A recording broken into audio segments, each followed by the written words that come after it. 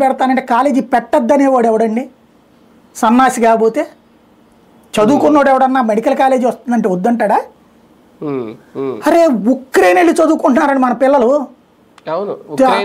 చైనాకి వెళ్ళి చదువుకుంటున్నారు, లేకపోతే ఇప్పుడు ఆ గొడవలతో చస్తున్నటువంటి ఆఫ్రికా దేశాలకు కూడా వెళ్ళి చదువుకుంటున్నారు. దేనికోసం? ఇక్కడ సీట్లు దక్కక, ఇక్కడ నీటిలో సీట్లు రాక, ఇక్కడ ఉన్నటువంటిది 1,00,000 మంది రాస్తే వచ్చి వస్తున్న సీట్లు 2,500 3,000 అయితే ఎట్టా బతకాలు అర్థం కాక జీవితంలో మా పిల్లల కోరికలు తీర్చాలి, మా కోరికలు తీర్చుకోవాలని అక్కడికి పంపించి 50 లక్షలైనా 1 కోటి రూపాయలైనా తీసుకెళ్లి తగలేసి చదివిస్తున్నారు కదా తల్లిదండ్రులు.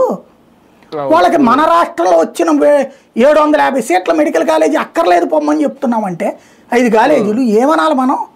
అదేమంటే బిల్డింగ్లో గొట్టం సరిగ్గా పెట్టలేదు, పైపు సరిగ్గా సెట్ చేయలేదు, లైటు సరిగ్గా బిగించలేదు, చెయ్యి నువ్వు అడుక్కుదన్నానుక గవర్నమెంట్ ఎందుకున్నది? ఎందుకు నిన్ను?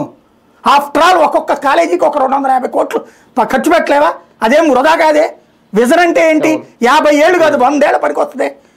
ఆంధ్ర మెడికల్ కాలేజీ అని ఎందుకు చెప్పుకుంటాం గొప్పగా గర్వంగా? గుంటూరులో సిద్ధార్థ మెడికల్ కాలేజీ అని గొప్పగా గర్వంగా ఎందుకు చెప్పుకుంటాం?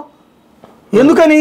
మరి అదేమన్నా 10 ఏళ్ళకే వచ్చింది? అది ఆ రోజులు పెట్టింది తక్కువే కదా పెట్టుబడి. ఆ రోజుల్లో అదే ఎక్కువ, ఇవాళ టక్కని చూస్తే అదే తక్కువ. కానీ దాని ఎన్ని శతాబ్దాలు నడుస్తుంది, ఎన్ని దశాబ్దాలు నడుస్తుంది ఆ కాలేజీలకి? ఇవాళ ఖర్చు పెడితే ఏళ్ల తరబడి పడి ఉంటుంది నీకు ఒక కాలేజీ. నువ్వు అలాంటి కాలేజీల్ని నాకు అక్కర్లేదు, నేను పెట్టుబడి పెట్టలేను అని చెప్తే ఇది విజనా? మన 2047కి ఎట్టుందాం, 2050కి ఎట్టుందాం అంటే 2047కి అంతా ప్రైవేట్ వాళ్ళకి ఇచ్చేసి మనం సంపాదించుకుని ఇప్పటికే తగలేస్తున్నాం. ఒకప్పుడు 2,000 రూపాయలు సంపాదిస్తే అమ్మా నాన్న చక్కగా దర్జాగా బతికే రోజులు. ఇవాళ రోజున 20,000 సంపాదించినా అడుక్కు తింటున్నాం. ఎందుకని? అద్దెలకి తగలేస్తున్నాం, స్కూల్కి తగలేస్తున్నాం, కాలేజీలకి తగలేస్తున్నాం, అట్లాగే హాస్పిటల్కి తగలేస్తున్నాం. ప్రతి దాంట్లో మనం ఎవరిని ఎందుకు సంపాదిస్తున్నామా అంటే స్కూల్ కాలేజీలో వాళ్ళని మెయింటైన్ చేయడానికి, విద్యా సంస్థలు మెయింటైన్ చేయడానికి, కార్పొరేట్ విద్యా సంస్థని కార్పొరేట్ ఆసుపత్రులు మెయింటైన్ చేయడానికి. మనకి చివరికి ఏం మిగులుతున్నాయి? రాత్రి పగలు ఒళ్ళు అలిసిపోతే చివరికి మనం తలంటు పోసుకోవడానికి ఇబ్బంది అయ్యి మంగళ షాప్ దగ్గరికి వెళ్ళి తలంటు పోయి మనం అడుగుతున్నాం. దీనికి కూడా మళ్ళీ సంపాదించిందని తీసుకెళ్ళి వాడికి తగలేస్తున్నాం.